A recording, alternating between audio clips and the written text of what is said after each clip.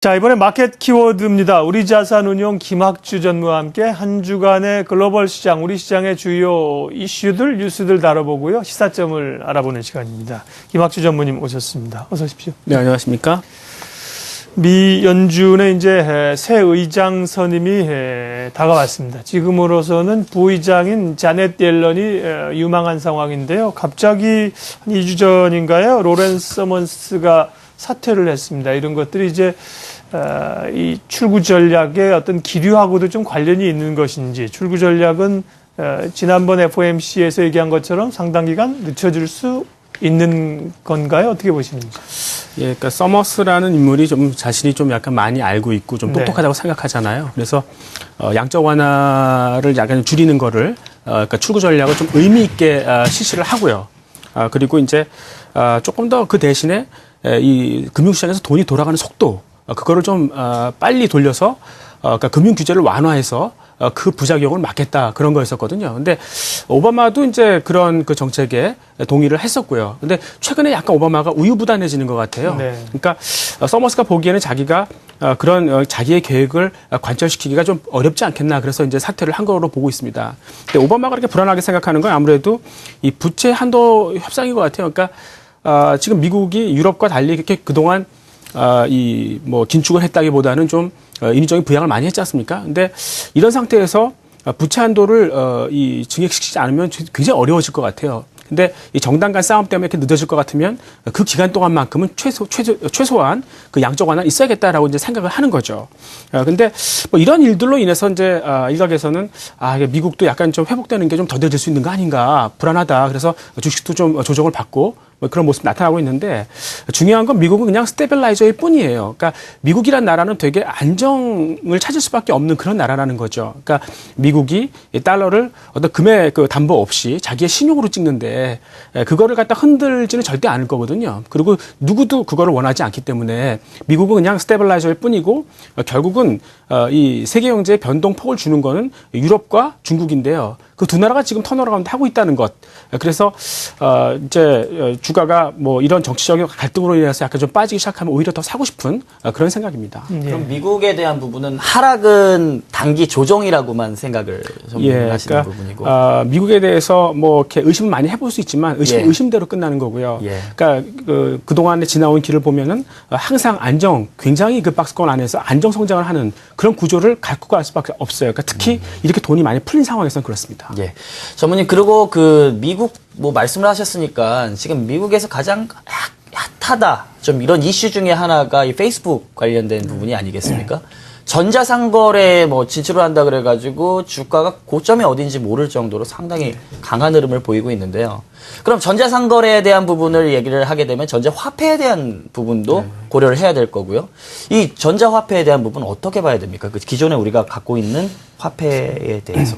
저도 되게 이제 궁금한데요. 그러니까 그동안 이제 돈 양적 완화에 대해서 굉장히 이런 언급이 많았지 않습니까? 근데 전자화폐가 단순히 그냥 기존 화폐를 대체만 시킨다 그러면 아무 일도 없는 거죠. 근데 제가 보기에는 이 전자화폐가 상당히 신용 창조를 더 많이 할 거예요. 그러니까 쉽게 말하면 좀 시장에 아주 유동성이 효율적인 곳으로 가서 막 일을 하게 되는 거죠. 그러면 이 경제 성장도 한 단계 레벨업 될 거로 보고 있어요. 아주 순기능이죠. 근데 반면에 이제 그 중앙은행의 이 통화 정책 같은 경우는 영향력이 상당히 떨어질 수도 있고요.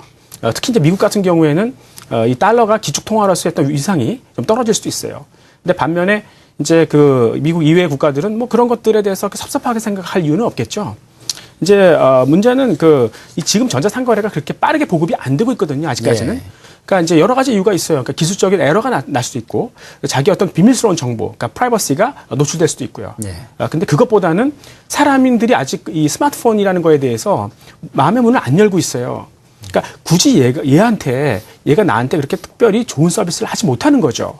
근데 앞으로 더 스마트폰이 똑똑해지고 이제 그 사람들이 이쁘게 보기 시작하면은 자기의 그 비밀스러운 정보 다 그쪽으로 줄 거거든요. 그때부터는 굉장히 빠르게 이 전자상거래가 늘어날 거예요. 근데 저는 그게 지금 시작되고 있다고 보고 있어요. 그러니까 최근에 아이폰 5S 같은 게 나온 것도 보면은 이런 인공지능이라든가 아니면은 음성인식, 뭐 동작인식 이런 것들이 되게 많거든요. 그래서 이제부터 그게 지금 변혁기, 그러니까 스티핑 포인트가 된다고 생각하거든요. 그래서 지금부터는 이 전자상거래 관련주들 있지 않습니까? 그런 것들을 좀 지켜볼 필요가 있겠다 생각하고 있습니다. 네. 네. 번외 얘기지만 스마트폰이 더 사랑을 받을 수 있다고 지금 말씀을 하셨는데 그렇게 되면 중독자들이 또 얼마나 많이 생길지 지금도 정말 많은데 네, 그렇습니다. 잠깐 좀 두려워집니다. 예. 네, 세계 경제가 요즘 회복되고 있다고 하잖아요. 그런데 너무 이 선진국 중심으로만 얘기를 하고 있는 게 아닌가 싶습니다. 신흥국들 하면은 이제는 뭐 위기라는 말이 자연스럽게 따라오는데 특히나 인도를 비롯해서 신흥 국가들 출구 전략이 빠르게 시행되면 정말 도산해서 세계 경제에 막대한 영향을 주지 않을까 이런 걱정되거든요. 어떻게 보세요? 그래서 딴 경제는 뭐 미국이나 뭐 중국이나 유럽 크게 걱정되는 건 없어요. 근데 인도나 동남아권은 사실 올 연말에 도산할 수도 있는 거죠. 네. 그러니까 그런 것들이 잘 나가는 세계 경제의 발목을 잡을 것이냐 이런 게 굉장히 커다란 이제 화두가 되는 거거든요. 근데 인도나 이 동남아 기업들이 출구 전략이 시행됐을 때 달러 강세로 가는 거에 대해서 해지를 안 해놨어요. 근데 사실 설령 해지를 했어도 그런 크라이시스, 그러니까 위기가 발생을 하기 시작하면 그 거래 상대방도 도산할 수가 있기 때문에 소용이 없을 수도 있죠. 그러니까 카운터파트 리스크가 생길 수도 있거든요. 근데 이런 측면에서 보면은 상당히 위험하다라고 볼 수도 있어요. 근데 제가 보기에는 찻잔 속의 태풍으로 끝날 가능성이 높다고 보는 거죠. 그러니까 먼저 인도의 예를 들어보면 문제가 뭡니까? 인도는 수출 기반이나 산업 기반이 없다는 거예요. 그러니까 예를 들어서 돈이 빠져나갔다. 그래서 통화가 절하됐다. 그럼 한국 같은 경우에는 수출 기업들이 경쟁력이 강화되지 않습니까? 그 돈 그냥 갖고 들어오거든요. 근데 인도는 그게 없다는 거예요. 근데 왜 산업 기반이 없냐? 그러면 거기 카스트 제도지 않습니까? 신분 사회거든요. 그러니까 사람들이 열심히 일해서 자기가 성공할 수 없어요. 그러니까 그런 의욕이 생기지 않는 거죠. 그러니까 아주 구조적인 문제가 좀 있는 거거든요. 그렇다면 인도의 문제를 어떻게 해결할 수 있겠는가? 두 가지거든요. 첫 번째는 번외기가 봐주는 거죠. 그러니까 출구를 좀 천천히 해주는 거죠. 두 번째는 인도 정부가 자국 산업을 좀 개방하는 거예요. 그러니까 보험 산업 같은 경우도 개방하고 그래서 외국인 직접 투자, 그러니까 FDI 같은 것들을 많이 유치하는 거죠. 근데 그거는 불암한 계층, 그러니까 최고급 계층이 싫어해요. 자기네 기득권의 부를 양보하는 거니까. 그래서 기대할 수 있는 거는 이 좀 출구가 천천히 진행되는 건데 그걸 내가 어떻게 알겠습니까? 그러니까 결국은 위험하다고 볼 수 있는데 좀 다행스러운 건 뭐냐면 인도나 동남아 국가들이 발행한 국채, 뭐 채권들의 한 60 내지 70%는 국내 은행들이 들고 있어요. 그러니까 이 러시아 모라토리엄이나 이런 것처럼 그러니까 전이가 될 수 있는 그런 확률 개연성이 많이 떨어진다. 그래서 이런 환경에서는 일단 한국이나 좀 안전한 나라들로 피하는 그런 현상이 더욱더 최소한 연말까지는 계속 지속될 것이다. 이렇게 볼 수 있겠습니다. 네. 한국이나 태국 이런 국가들은 이제 97년에 외환 위기를 한 차례 겪지 않았습니까? 이후에 여러 가지 그 기재들과 함께 대응 방안들을 가지고 있는데 인도나 인도네시아 이런 쪽은 그런 것들이 좀 취약하기 때문에 향후 일어날 수 있는 우려도 있습니다. 그런 뭐 제2의 또 아시아의 외환 위기가 오지 않아야 되겠죠. 예. 자, 좀 다른 얘기입니다만 지난번에도 이제 북극 빙하 얘기도 하셨고 뭐 새로운 그 해운 선사들의 그 길도 개척이 되고 있다 이런 얘기들도 꽤 중요하게 해운 업종이라든지 영향을 미치고 있는데 전반적으로는 지구 온난화 때문에 이제 빙하가 녹고 있다 뭐 이런 얘기들을 하지 않습니까? 유엔 보고서도 그런데 얼마 전 나사에서는 오히려 북극 빙하의 양이 늘고 있다 이런 또 보고서가 있었다 그럽니다. 뭐 어떤 게 진실인가요? 그러니까 뭐 좀 상반된 견해들이죠. 그렇죠. 근데 지구도 사실 그 주기가 있지 않습니까? 네. 그러니까 좀 그러니까 더워졌다가 추워졌다가. 근데 지금 약간 열이 식는 그런 단계예요. 네. 그러니까 당연히 조금 지구 온난화가 진행되는 속도가 더뎌질 수 있겠죠.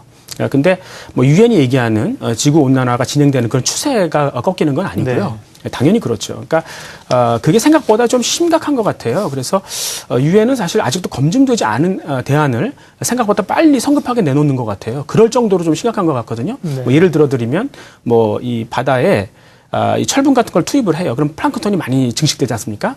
플랑크톤이 이산화탄소 먹거든요. 흡수를 하니까. 그러면 이 공기 중에 이산화탄소가 바닷속으로 많이 녹아들 것이다. 그렇게 해결해보자. 뭐 이런 얘기도 나오고요.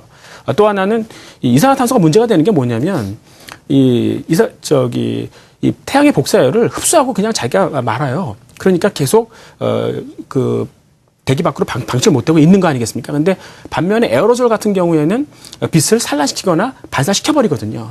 그러니까 조금 그런 에어로졸을 뭐 성층권이나 뭐 대기 쪽에 많이 뿌려놓자.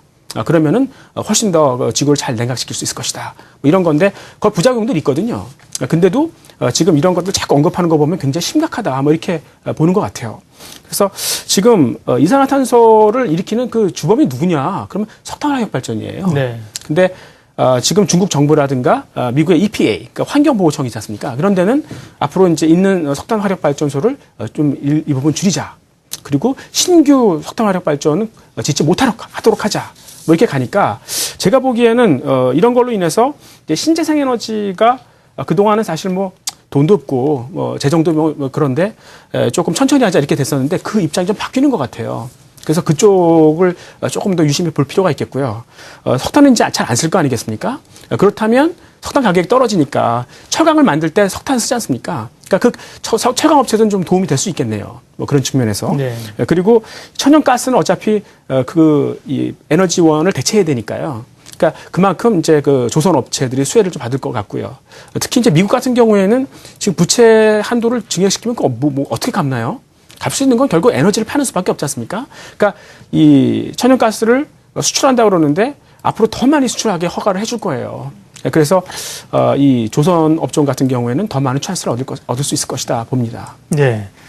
자, 이렇게 세계의 트렌드뿐만 아니라 환경 변화까지도 투자자들로서는 주목을 좀 해야 됩니다. 근데 지구 온난화의 것도 주범 가운데 하나로 꼽히는 게 자동차 아니겠습니까? 네, 그렇습니다. 관련해서는 자동차 업계에서는 어떤 돌파구가 뭐 전기차 이런 게 좀 될 수 있나요? 그렇죠. 그러니까 네. 테슬라가 주가가 오른 게요. 네. 전기차 이슈도 있었지만 또 하나 모멘텀이 있었어요. 그게 네. 뭐냐면 여기 앨런 머스크라는 사람이 앞으로 3년 안에 90%는 자기가 스스로 운전을 하는 그런 자동차를 내놓겠다 그랬거든요. 그러니까 셀프 드라이빙 카죠. 그러니까 일명 로봇 카죠. 그런 거를 내놓는다고 그랬는데요. 그러니까 이게 왜 중요하냐면은 로봇카는 달릴 때 서로 앞차하고 뒤차가 서로 교신을 해요. 네. 그러니까 고속도로 달릴 때 안전거리로 한 뭐 100m를 남겨놓고 달리지 않습니까? 여기는 10m만 남겨도 돼요. 서로 간에 딱 자세를 유지하고 그냥 달리거든요. 그럼 네. 도로가 넓어지지 않습니까? 그만큼 브레이크 잡을 일이 없지 않습니까? 네. 그러니까 연비가 나빠지는 거는 브레이크 잡는 만큼 나빠지는 거죠. 예, 그러니까 그럴 일이 없으니까 상당히 연비도 개선되고 이제 대기 오염도 많이 줄어들 수 있다 이렇게 생각을 하는 거죠.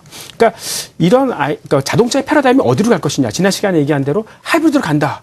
그러면 일본 업체가 유리합니다. 근데 만약에 이런 쪽으로 가면은 그 한국 업체가 유리하죠. 왜냐하면 이 로봇카라는 게 뭐냐면 굉장히 센싱을 많이 하죠. 그리고 카메라 같은 것도 많이 필요하고요. 네. 이게 어디에 소요되는 거냐면 스마트폰에 들어가는 거잖아요.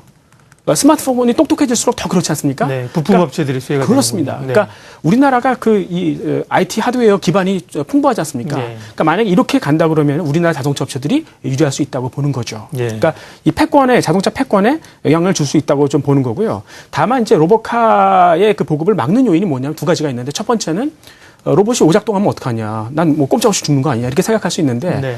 반대로 생각해 보세요. 그러니까 지금 우리가 자기의 실수로 자동차 사고 낼 수 있고요.